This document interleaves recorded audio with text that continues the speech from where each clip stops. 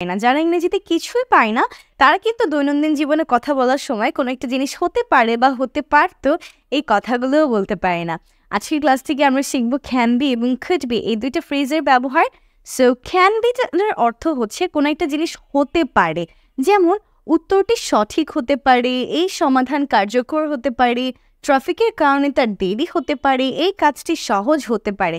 তার মানে কোনো একটা জিনিস হতে পারে এই অর্থে আমরা ব্যবহার করি ক্যান বি। আর যখন আমরা পাস্ট টেন্সে চলে যাই, কোনো একটা কিছু হতে পারতো, যেমন আমরা বলছি এখানে উত্তরটি সঠিক হতে পারতো, এই সমাধানটি কার্যকর হতে পারতো, ট্রাফিকের কারণে তার দেরি হতে পারতো এবং এই কাজটি সহজ হতে পারতো। সো পারতো হলে তখন আমরা বলছি could be।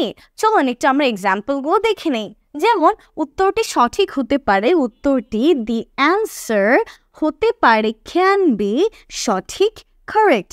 The answer can be correct. আর যখন এটা আমরা পাস্টে নিয়ে যাই হতে পারতো তখন হবে could be। The answer could be correct। উত্তরটি সঠিক হতে পারতো, দি অ্যান্সার could be correct। এই সমাধান কার্যকর হতে পারে। সো হতে পারে থাকলে ব্যবহার করতে হবে can be. This solution can be effective. কার্যকরের ইংরেজি হচ্ছে ইফেক্টিভ।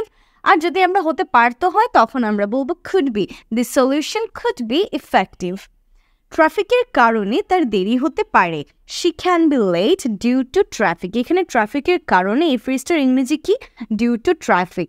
তার দেরি হতে পারে, she can be late. So she can be late due to traffic. এটাকে আমরা যদি পাস্টে নিয়ে যে ট্রাফিকের কারণে তার দেরি হতে পারতো, তার দেরি হতে পারতো, শি কুড বি লেট ট্রাফিকের কারণে due to traffic. So she could be late due to traffic. এরপর আছে এই কাজটি সহজ হতে পারে। সো এই কাজটা সহজ হতে পারে, this task can be easy, this work can be easy. So task ও ওয়ার্ক যেটাই বলুন এইটা আমরা কাজের জন্য ব্যবহার করতে পারি।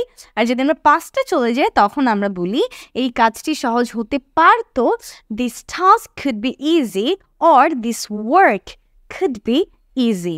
সো যদি আমরা বলতে চাই হতে পারে ক্যান বি, হতে পারতো কুড বি, এইভাবে আমরা ব্যবহার করি। যেমন সে আমার বন্ধু হতে পারে, she can be my friend. সে আমার বন্ধু হতে পারতো, she could be my friend. আমি প্রথম হতে পারি, আই ক্যান বি ফার্স্ট। আমি প্রথম হতে পারতাম, আই কুড বি ফার্স্ট। এরকম করে আমরা অনেক সেন্টেন্স কিন্তু নিজেরা বানিয়ে ফেলতে পারি।